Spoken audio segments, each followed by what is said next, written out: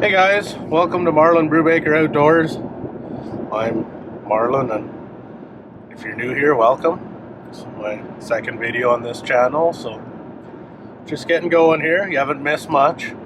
So I just left my mechanic. I got my brakes done last week, so I just did a retorque and made sure everything's good with them. And I'm gonna go scope shopping. I need a scope or two for a few of my rifles, and I'm gonna see what we can find.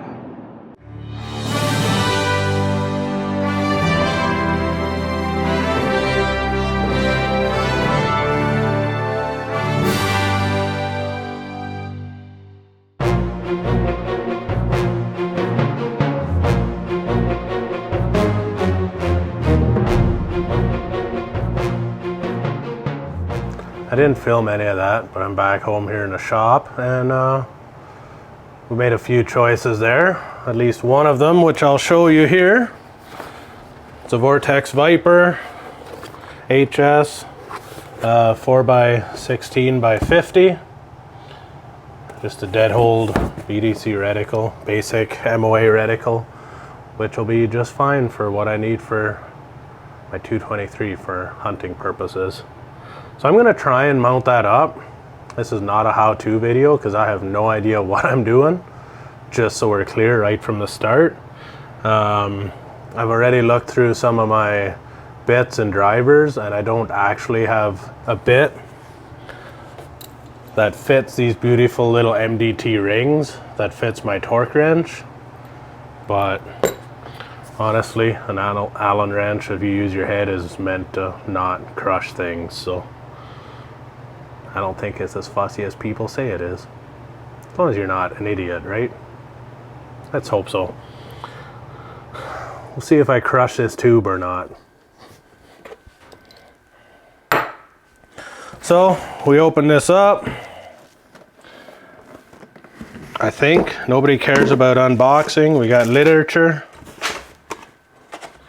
That's whatever. Just kidding. I actually did want to read this, just to see if there's any little tips or tricks I need to know about. This is the rifle scope manual. Oh yeah, it says this is a rifle scope. Nothing interesting there that we need. This is the actual scope. It's got parallax on this side, cap turrets on the top and right side. We get our adjustment there for zeroing it. See-through caps, no idea why they're see-through, but great. And we get a sunshade. There, that's pretty much it for what's in the box. These MDT rings, and get the rifle that we're gonna put this all on, I guess. See if we can get this mounted straight. This is a gun we're gonna mount this on. First thing we gotta do is pull this scope off and put it back where it belongs. This is a Minox ZP5 5x25. Entirely too much scope for what I'm doing with this rifle. And yes, I'm putting this scope back on a 22 long rifle. I'm sure some of you will wonder why I have this much scope on a 22 long rifle, but it's because we actually do some long range shooting with this out to 400 or 500 yards, and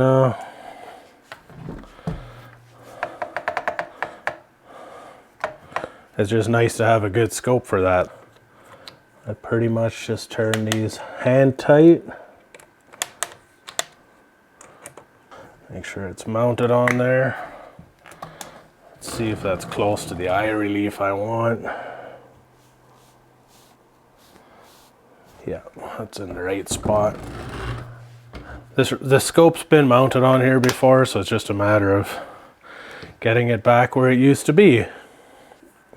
So let's make sure this is tight to the front. Do 1, 2, 3, 4. Tighten this down the rest of the way.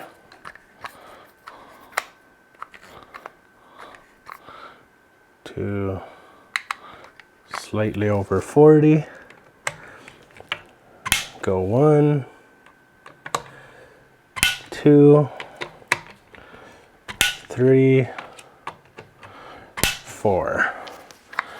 Now, that should be, hopefully, very close to how it was zeroed before. But we're gonna go try that out in a little while. So this one is done. Now this one I gotta put into the rings and figure out where I want it and all kinds of stuff like that.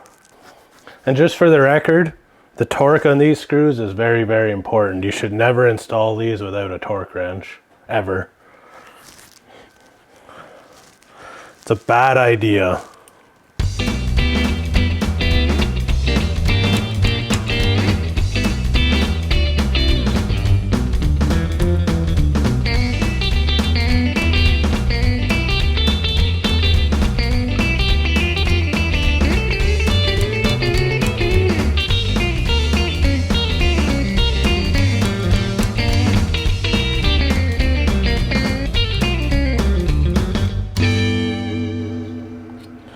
Looks like I could have gotten away with lower rings, but I don't think that'll be a real big issue.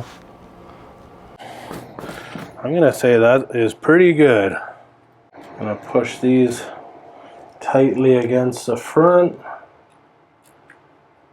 And honestly, if you don't have a torque wrench, an Allen wrench is like this is designed that when you just use the short end, the end to leverage on, it'll be very close to the proper torque for that screw.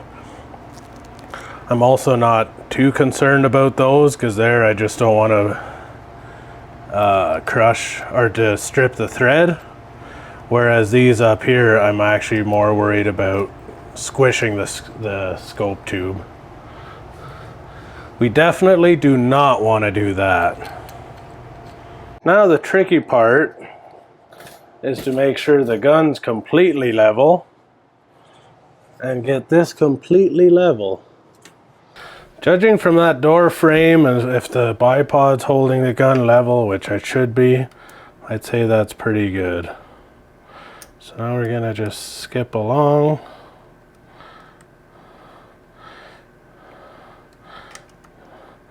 Tighten these within reason. So I'd say that's installed. I guess next is go out to the range and set up a few targets and get this sighted in. We got 2 bullseye targets for bore sighting, and we got 4 of the smaller circles for making sure we're sighted in and know what we're doing. There's a berm back there, fairly sizable berm. So there's not a real big chance of any ricochets here. Make sure we're safe. I'll probably bring a camera down here in a little bit and film the target. But we're gonna sight in those bore sights first and make sure we're close. Because I'll be right honest with you. With my luck, the odds of me shooting my camera are really, really good. So first things first, I'm gonna set this up, pull the bolt out, get this as stable as possible.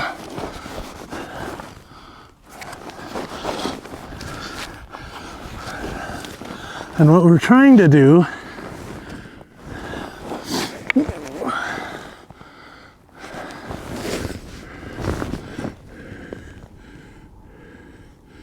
is sight down through the bore till I see what I'm aiming at. It looks like it's going to be very close. This is not my varmint hunting ammo. We're going to actually sight it in. We'll get close with this just bulk full metal jacket ammo, and then we'll switch to my Hornady Varmint 55 grain VMAX and just make sure we're perfectly sighted in with that. So we got a pretty stiff wind here right now. It's coming up behind us though, so it won't affect things too much. And we'll see how close we are. Get our eyes and ears on.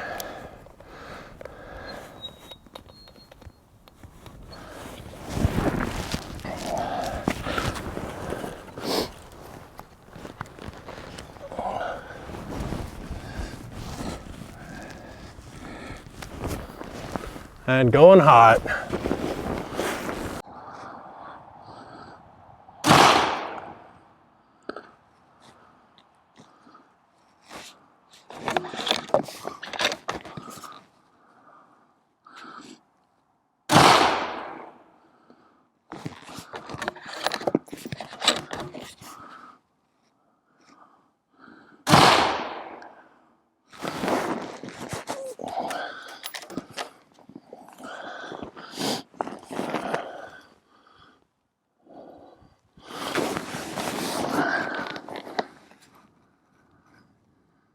So the scope was a little high. It was shooting low, so we came up 4 minutes and went 2 minutes to the right, and we'll see how good we are now.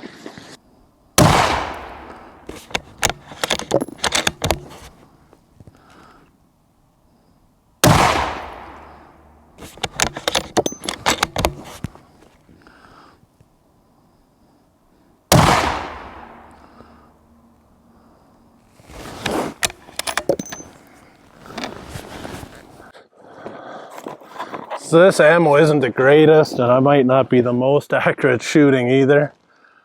We're very close to the ballpark. I'm gonna send another bunch down there, and then we'll see how the Hornady Varmint shoots. I should probably run down there with a camera so you can see the impact, shouldn't I?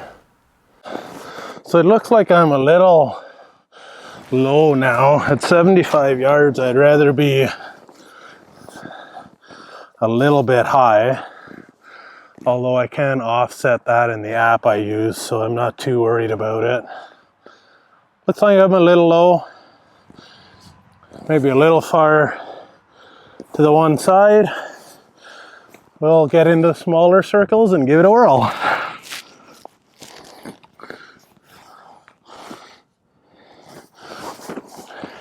Going hot.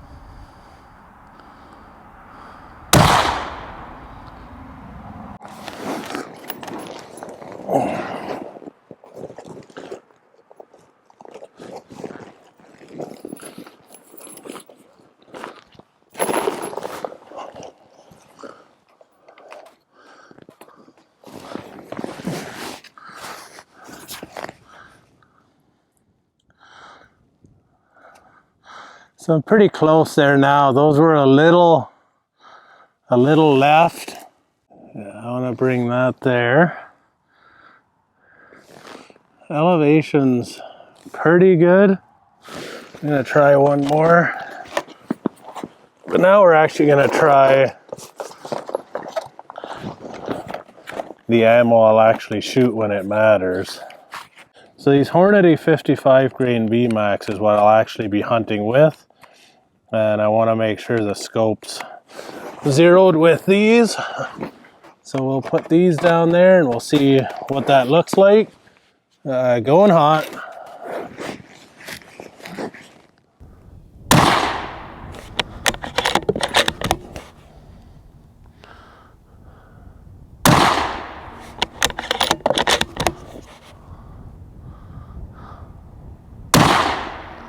So the one group was pretty close, and then I went the wrong way with the wind. So turn that back, and we'll try 2 more groups of 3.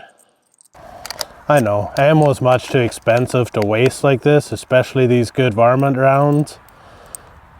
But I want to make sure I know what's going to happen when I pull the trigger. We're going to put a few rounds down, make sure we got it right, and go from there. And we're going hot.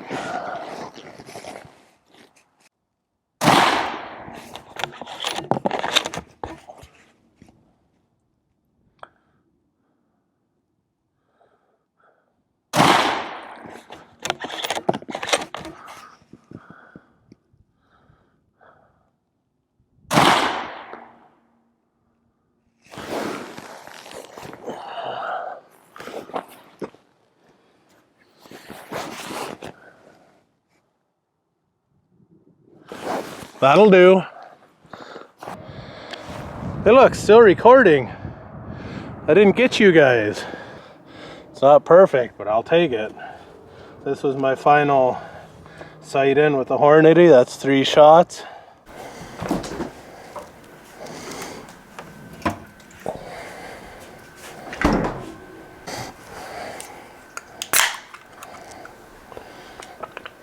Just a quick recap, this is a Viper Vortex 4x16x50. Second focal plane, pretty basic scope, but decent glass quality. I was actually impressed at the glass quality. And yeah, she seems to be sighted in. This scope was very easy to sight in. Didn't take long at all, as you could tell. And yeah, seems to work pretty good. This first time buying a Vortex scope, and I'm not unimpressed. It looks like it should work pretty good. MDT rings, everything's just snugged up, holding it tight. So the store I was at didn't have any more of the Vortex scopes like that, so I ended up with this one as well. The Bushnell Nitro. What's it say? 3x12x44. So you guys will just have to wait and see what project this is for, but I'm super excited for that one. Hopefully Canada Post brings that to me sooner rather than later. But with everything that's going on in this world, shipping is pretty hard to come by, so we'll see how that works out. Anyhow, I think that's it for this one. Thanks for watching, and we'll catch you on the next one. See ya!